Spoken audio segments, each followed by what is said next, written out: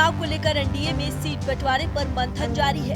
बिहार में 40 सीटों पर सीट शेयरिंग बीजेपी के लिए कड़ी चुनौती साबित होने वाली है, क्योंकि एनडीए में भाजपा को मिलाकर 6 दल हैं। नीतीश कुमार की जेडीयू के भी एनडीए में शामिल होने से सीट बंटवारा और मुश्किल होता नजर आ रहा है।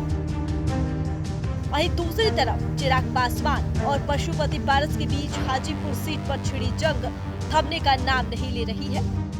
दोनों चाचा भतीजे की हाजीपुर को अपनी स्वाभिमान की सीट बता रहे हैं। लोजपा आर के अध्यक्ष पशुपति पारस हाजीपुर से सांसद हैं और वो किसी भी कीमत पर अपनी सीट छोड़ने के लिए राजी नहीं है। वहीं चिराग पासवान ने अपने पिता रामविलास पासवान की विरासत बताकर दावा ठोक दिया है। जानकारी के मुताबिक इस बीच पशुपति पारस ने भाजपा के राष्ट्रीय महासचिव और प्रदेश प्रभारी विनोद तावड़े से मुलाकात की, जिसमें उन्होंने साफ कर दिया कि वो हाजीपुर की सीट किसी भी कीमत पर नहीं छोड़ेंगे।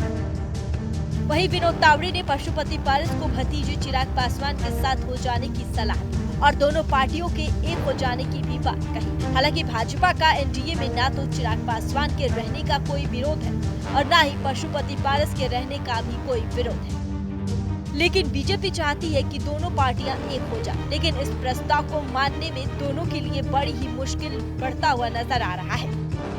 इससे पहले पशुपति पारस कह चुके हैं कि चिराग के साथ अब पार्टी, दिल और परिवार नहीं मिल सकते हैं। वहीं आज दिल्ली में सीट बंटवारे को लेकर बैठक है और ऐसे में अब देखना होगा कि भाजपा चाचा और भतीजे के बीच फंसे हाजीपुर सीट को कैसे निकालती है। वहीं इन दिनों बीजेपी को लेकर चिराग की नाराजगी भी कई बार सामने आ चुकी है। फिर चाहे वो प्रधानमंत्री नरेंद्र मोदी की बिहार रैलियों में शामिल ना होने का हो या फिर नीतीश कुमार के एनडीए में शामिल होना हो, इन दोनों मौके पर चिराग पासवान अपनी नाराजगी जता चुके हैं। वैशाली की रैली में चिराग पासवान ने कहा था कि उनकी गठबंधन बिहार की जनता के साथ है।